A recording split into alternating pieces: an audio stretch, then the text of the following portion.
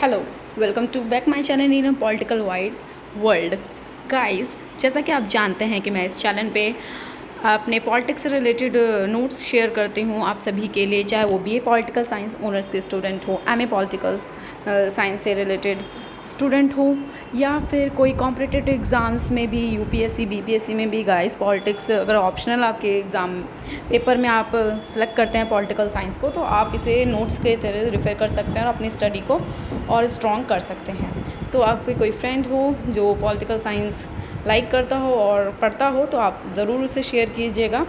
और यदि आप कोई अन्य टॉपिक्स कहेंगे मेरे को बनाने के लिए, तो मैं नोट्स ज़रूर आपको प्रोवाइड करूँगी।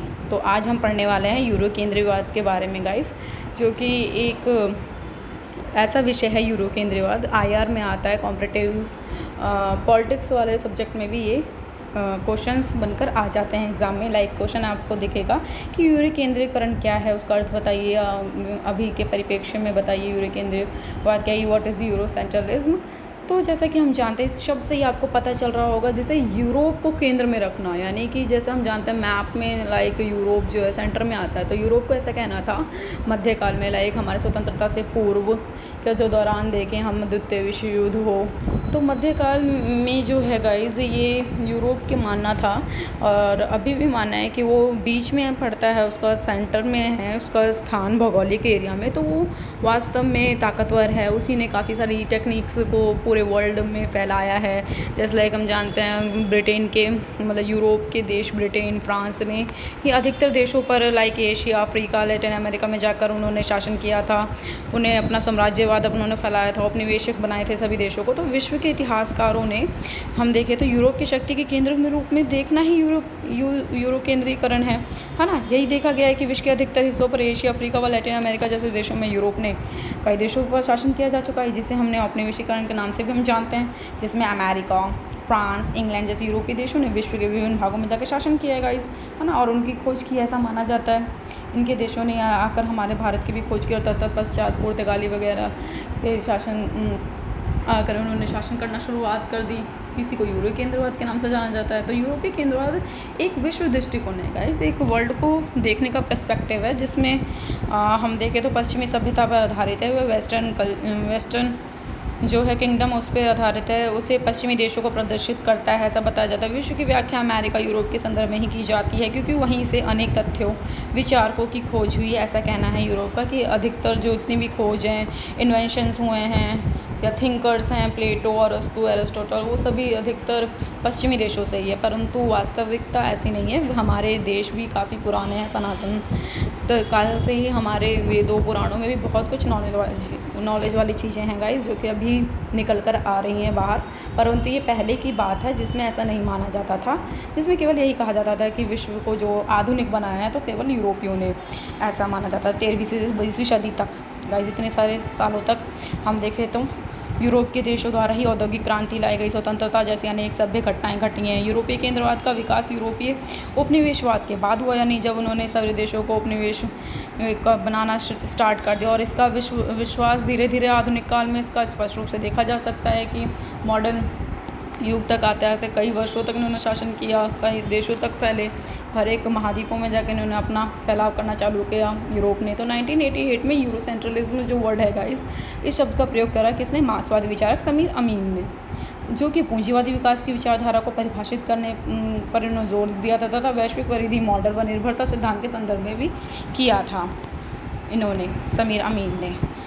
तो यूरोपियन केंद्रवाद की विशेषता व तुलनात्मक अध्ययन पर इसका प्रभाव। नेक्स्ट क्वेश्चन ये बन सकता है गाइस कि यूरोपियन केंद्रवाद जो शब्द है ये, उसकी विशेषता बताइए, उसका करेक्टरिस्टिक्स क्या है। और तुलनात्मक अध्ययन है, जब हम कॉम्पिटिटिव पॉलिटिक्स पढ़ते हैं, कई देशों में तुलना करते हैं, तब भी इसका प्रभाव क्या है, इम्पैक्ट क्या है, इसे देखा जा सकता है।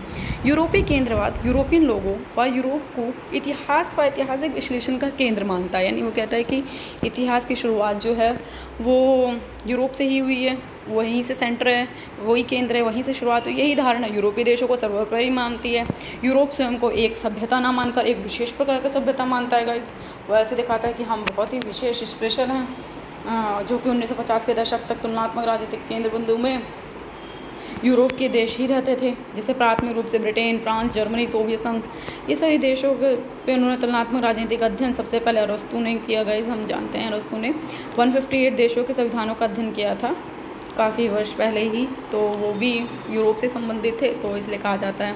1950 के मध्य से पहले राजनीतिक गतिशील व औपचारिक आयामों जैसे राजनीतिक दल, हित समूह, निर्णय निर्माण जैसे मुद्दे पर कम ही ध्यान दिया जाता था। यानी हम देखें तो हमारे आज़ादी के बाद जो 1950 का समय है गाइस, इस काल में वर्ल्ड में क्या चल रहा था, वो पॉलिटिक्स में जो पार्टीज़ होती हैं या हित समूह होते हैं, डिसीजन मेकिंग कौन कर रहा है, इन सब पे कम ही ध्यान दिया जाता था, ऐसा कहना है यूरोपीय केंद्रवाद का।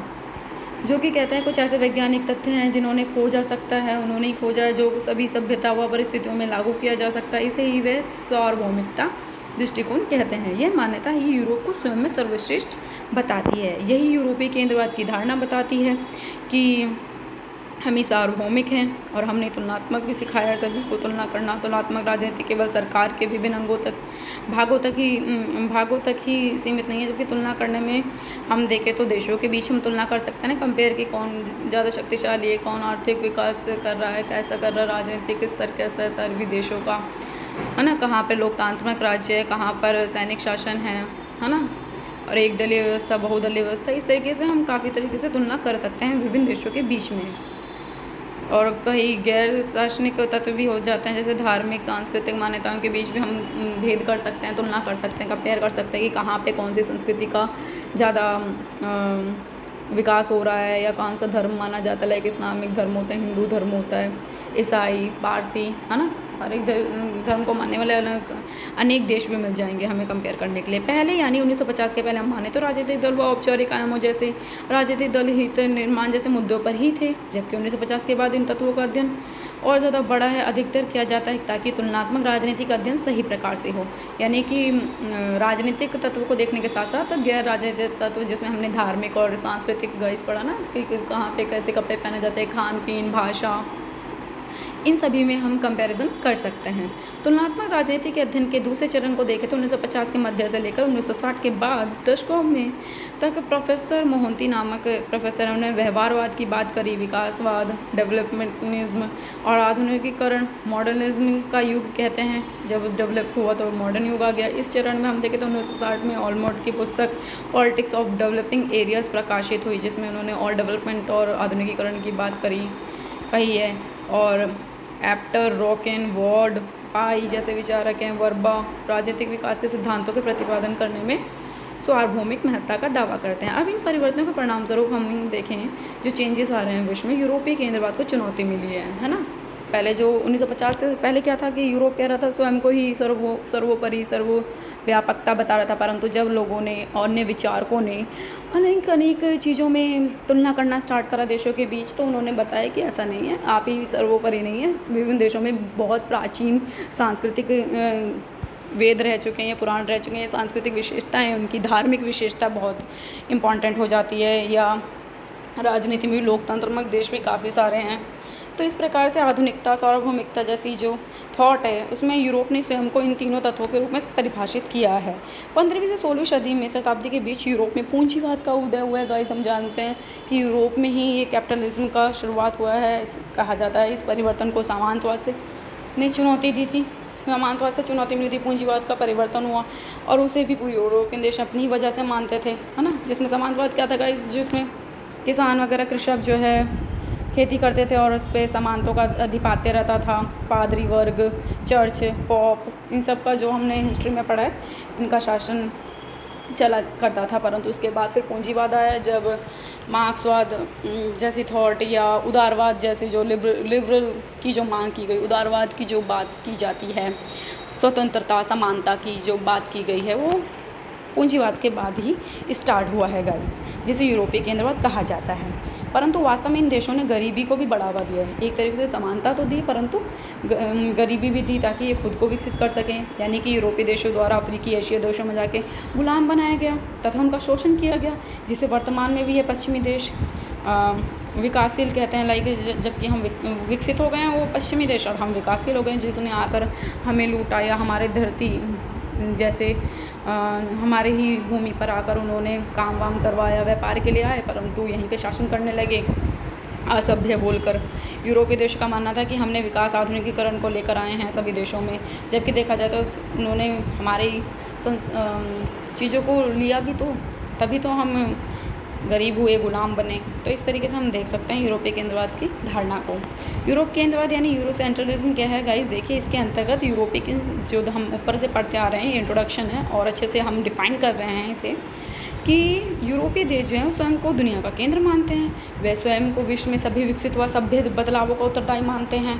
कहते हैं कि हमने ही सारे सभ्य बदलाव कराए हैं धरती पे। यूरोपीय केंद्रवाद के द्वारा वह दुनिया को बताना चाहते हैं कि हम ही सर्वश्रेष्ठ हैं। जिस प्रकार यूरोप मानचित्र विश्व में यानी वर्ल्ड मैप में देखे बीच में है, वह केंद्र में है, उसी प्रकार से वह सर्वश्रेष्ठ है वह, और यूरो केंद्रवाद द्वारा ही हम इस दुनिया को चलाएंगे। यूरोप केंद्रवाद को मानने वाले विचारक का तर्क है कि दुनिया में अधिकार, लोकतंत्र, खान पीन, संस्कृति सब कुछ उन्हीं की देन है, उन्होंने ही सिखाया सभी को। यूरोपियन लोगों का मानना है कि एशिया, अफ्रीका व लैटिन अमेरिका के लोग अपना विकास तक नहीं कर सकते हैं, यहाँ कुछ नहीं हो सकता, ऐसा मानना था उनका, क्योंकि यहाँ सभ्य लोग रहते ही नहीं हैं। यूरोपीय केंद्रवाद द्वारा कुछ ऐसे ही कहा जाता है जैसे सांस्कृतिक विभिन्नीकरण के रूप में देख सकते हैं। अलग अलग टाइप की कल्चर रहते हैं, जहाँ पहले भारत में वो कहते हैं दाल भात रोटी सब्जी खाते थे, वहीं अब चाउमीन, बर्गर, टिक्की, पिज़्ज़ा आदि का भी प्रचलन हो रहा है। तो ये वैश्वीकरण के कारण है गाइस। इसमें यूरोपीय केंद्रवाद का क्या कहना?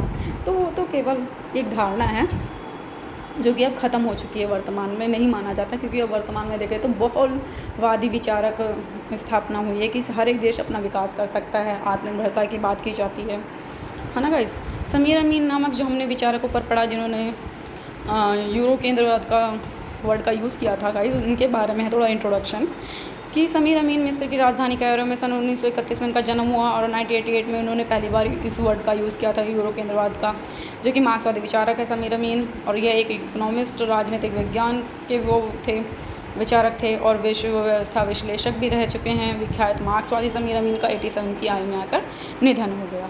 पश्चिमी यूरोप में राज्यों में देखें तो England, German, French, Finland, Greece, Iceland, Switzerland और इन यूरोपीय देशों ने जापान, भारत, अफ्रीकी देशों पर आक्रमण करके उन्हें लूटा और बेजान बना दिया। वास्तविकता है गाइस, अब देख सकते हैं कि 21वीं सदी में यूरोप केंद्रवाद, यूरोपियन देशों की अभी भी यही सोच है। वास्तविकता देखें तो रियलिटी में तो कुछ नहीं है ऐसा, अब सभी देश विकास कर रहे हैं, परंतु यूरोप के देशों में अभी भी ये सोच है कि हम ही सब कुछ हैं, हम ही सर्वस्व हैं, परंतु ये वास्तविकता नहीं है। ये केवल उनकी सोच है कि वे उनके बिना विश्व उनके बिना कुछ नहीं कर सकते, और यह सब असभ्य व अशिक्षित लोग हैं जो अपना विकास तक नहीं कर सकते। परंतु अब अन्य विश्व की सोच और विचार में बदलाव आया है। उनका मानना है कि अब बहुत कुछ बदल चुका है, हमें अपना विकास खुद ही करना होगा, है ना। जैसे हमने बोला आत्मनिर्भरता की बात करते हैं, हमारे नरेंद्र मोदी अपने देश में हमें ज़्यादा चीज़ें को निर्माण करना होगा और विभिन्न देशों के ऊपर कम से कम डिपेंड होना होगा ताकि हम अपना विकास कर सकें। यूरो केंद्रीय को सिद्ध करने के लिए इन यूरोप के देशों ने बाहरी देशों को असभ्य बताकर इन पर शासन किया था तथा यह दावा किया कि उन्हें ईश्वर ने भेजा है ताकि वे संपूर्ण विश्व पर शासन करें, है ना। पादरी वगैरह ऐसे ही कहा करते थे, विकसित कर सकें। ये दावे व जो बातें हैं वो 21वीं सदी से पहले मानी जाती थी, परंतु अब उनके विचारकों द्वारा इनकी यूरो केंद्रवाद की कमियां भी निकाली गई हैं गाइस, और तथा यह भी कहा जाता है कि ये सब समान है, कोई भी श्रेष्ठ नहीं है। सही बात है, कोई भी श्रेष्ठ नहीं, समानता स्वतंत्रता सभी को प्राप्त है भाई। अरस्तु वहाँ के हैं, परंतु उन्होंने सभी देशों के बारे में बात कही है गाइस। बहुत अच्छे विचारक हैं एरिस्टोटल, और पॉलिटिक्स में इनका बहुत नाम है क्योंकि उन्होंने 158 देशों का उन्होंने संविधान का कंपेरिजन करा था। तो कॉम्पिटिटिव पॉलिटिक्स में इनका नाम बहुत गर्व से लिया जाता है। बहुत अच्छे विद्वान रह चुके हैं, राजनीतिज्ञ रह चुके हैं एरिस्टोटल, जिन्होंने ही अरस्तु ने 384 ईसा पूर्व से 332 ईसा पूर्व में उन्होंने यूनानी दार्शनिक रह चुके हैं। उन्होंने प्लेटो के शिष्य व सिकंदर के गुरु को जन्म कस्टोग्रिया नामक नगर में हुआ था। उनके जन्म के बारे में अरिस्टोटल के अरस्तु ने भौतिकी, अध्यात्मक, कविता, नाटक, संगीत, तर्कशास्त्र, राजनीति शास्त्र, इतने सारे शास्त्र पढ़ रखे थे गाइस। वो बहुत ज़्यादा अच्छे वैज्ञानिक रह चुके हैं। नीति शास्त्र, जीव विज्ञान सहित कई विषयों पर रचना की। वह तुलनावादी भी थे, जिन्होंने पहली बार 158 देशों के संविधान को तुलनात्मक अध्ययन किया।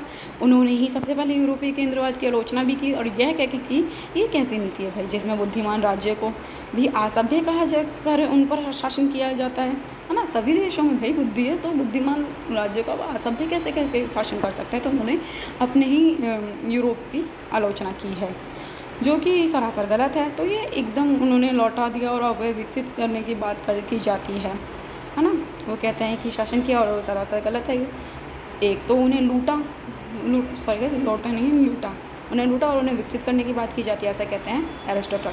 तो अब गाइस टॉपिक क्लियर होता है यूरोपीय केंद्रीयवाद। आई होप आपको समझ में आया होगा। तो अब निष्कर्ष पे पहुंचते हैं। हमने फर्स्ट ऑफ ऑल इस वर्ड का मीनिंग समझा, देन उसका पर्सपेक्टिव समझा हिस्ट्री में कि क्या ऐतिहासिक उसका परिप्रेक्ष्य, इंट्रोडक्शन के बाद ऐतिहासिक परिप्रेक्ष्य देखा और उसका मीनिंग देखा अच्छे से, कौन कैसा मानता है, उनके विचारक देखे और विभिन्न आयाम देखे। तत्पश्चात हम कंक्लूज़न पे आते हैं गाइस, निष्कर्ष में, जो कि 1945 के बाद काफ़ी देशों में, जैसे हम जानते हैं यूरोप केंद्रीयवाद का, यूरोसेंट्रिज्म जो वर्ड है उसे नकार दिया गया है, क्योंकि अब ये सभी देश स्वतंत्रता संपन्न हैं, सभी देश स्वतंत्र हैं, संपन्न संप्रभु हैं और अपना विकास स्वयं करेंगे ताकि उनकी अखंडता संप्रभुता बनी रहे। आलोचकों द्वारा यूरोप केंद्रवाद की आलोचना भी करी गई, हमने ऊपर पढ़ा ना, आलोचना करी गई।